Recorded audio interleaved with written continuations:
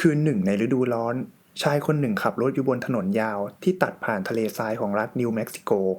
ถนนตรงยาวเหมือนเส้นดินสอที่ลากผ่านผืนดินสีแดงไม่มีบ้านไม่มีไฟถนนมีเพียงไฟหน้ารถที่ส่องไปข้างหน้าเป็นลำแสงแคบๆชายคนนั้นจำได้ว่าคืนนี้เงียบผิดปกติแม้แต่เสียงลมก็แทบไม่มีเมื่อรถเล่นไปได้สักพักเขาเห็นบางอย่างยืนอยู่ข้างถนนตอนแรกมันดูเหมือนควางในทะเลทรายไม่ใช่เรื่องแปลกแต่สิ่งที่ทำให้เขาชะลอรถคือท่าทางของมันกวางตัวนั้นไม่ได้ยืน4 ขามันยืน2 ขาเหมือนคนเขาคิดว่าตัวเองอาจจะตาฝาด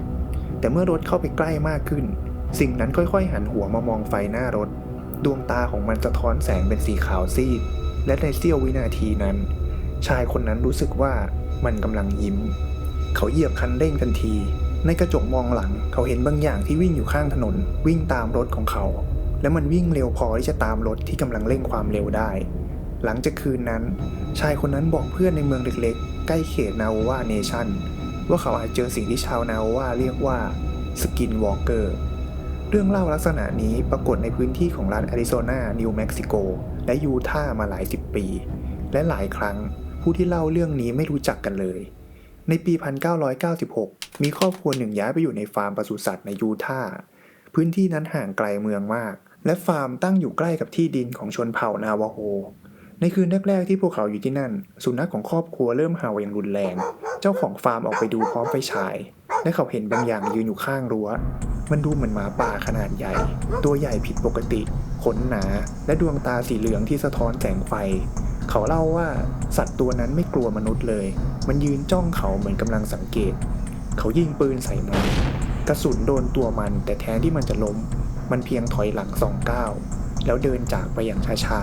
ๆในวันต่อมาเจ้าของฟาร์มไปดูรอยเลือดแต่เขาพบเพียงรอยเท้าสัตว์ขนาดใหญ่ที่จู่ๆก็หายไปกลางพื้นดินเหตุการณ์นั้นทำให้ครอบครัวเริ่มได้ยินเรื่องเล่าจากคนในพื้นที่บางคนบอกว่าบริเวณนั้นมีสิ่งที่ไม่ควรมีอยู่และหลายคนเรียกมันว่าสกินวอล์กเกอร์อีกเหตุการณ์หนึ่งเกิดขึ้นในรัฐแอริโซนาในช่วงปลายทศวรรษปี 1980 หญิงสาวคนหนึ่งขับรถกลับบ้านตอนกลางคืนถนนที่เธอใช้ผ่านป่าเตี้ยและพื้นที่ทะเลทรายเธอเล่าว่าในระยะไกลเธอเห็นสิ่งมีชีวิตบางอย่างยืนอยู่กลางถนนมันดูเหมือนไคโยตี้แต่เมื่อเธอขับรถเข้าใกล้เธอสังเกตว่าขาของมันยาวเกินไปและท่าทางของมันเหมือนกำลังพยายามยืนตัวตรงเธอหยุดรถไคโยตี้ตัวนั้นค่อยๆหันหัวมามองดวงตาของมันสะท้อนแสงไฟและเธอบอกว่าในวินาทีนั้นเธอรู้สึกเหมือนว่ามันเข้าใจว่ารถคืออะไรและรู้ว่าเธอกำลังมองมันอยู่จากนั้นมันค่อยๆเดินออกจากถนนและหายเข้าไปในความมืดของทะเลทรายหญิงสาวคนนั้นกลับไปเล่าเรื่องให้เพื่อนของเธอฟังเพื่อนของเธอเงียบไปครู่หนึ่งก่อนจะพูดเพียงว่าถ้าคุณเห็นมันอีกอย่าหยุดรถในวัฒนธรรมนาวาโฮเรื่องของสกินวอล์กเกอร์เป็นสิ่งที่คนจำนวนมากไม่ชอบพูดถึงแต่เรื่องเล่าบางเรื่องก็ยังคงสุกส่งต่อกันมาคำว่าสกินวอล์กเกอร์มาจากความเชื่อของชนเผ่านาวาโฮในอเมริกาตะวันตกเฉียงใต้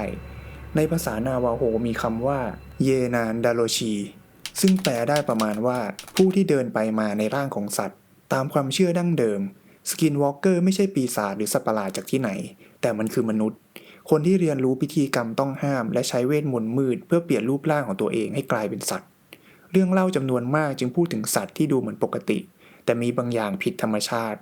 ควางที่ยืน2 ขาหมาป่าตัวที่ใหญ่เกินจริงหรือไคโยตี้ที่มองมนุษย์กลับมาเหมือนกำลังเข้าใจหลายคนที่อาศัยอยู่ในพื้นที่ทะเลทรายของอเมริกาตะวันตกมีเรื่องเล่าคล้ายกันบางคนเห็นสัตว์ที่ดูเหมือนควางแต่มีดวงตาเหมือนมนุษย์บางคนได้ยินเสียงเรียกชื่อของตัวเองจากความมืดและบางคนเล่าว่าพวกเขาเห็นเงาของบางอย่างที่ยืนอยู่ไกลๆมองว่าพวกเขามาจากขอบป่าสำหรับคนที่เติบโตในพื้นที่ของนาวาโฮเนชั่นเรื่องเหล่านี้ไม่ใช่เพียงเรื่องสยองขวัญที่เล่าเพื่อความบันเทิงแต่มันคือคำเตือนว่าในทะเลทรายที่ดูว่างเปล่าบางครั้งอาจจะมีสิ่งที่กำลังมองกลับมาและสิ่งนั้นอาจจะไม่ใช่สัตว์บางครั้งมันอาจเป็นมนุษย์ที่เลือกจะกลายเป็นบางอย่างที่ไม่ควรเป็น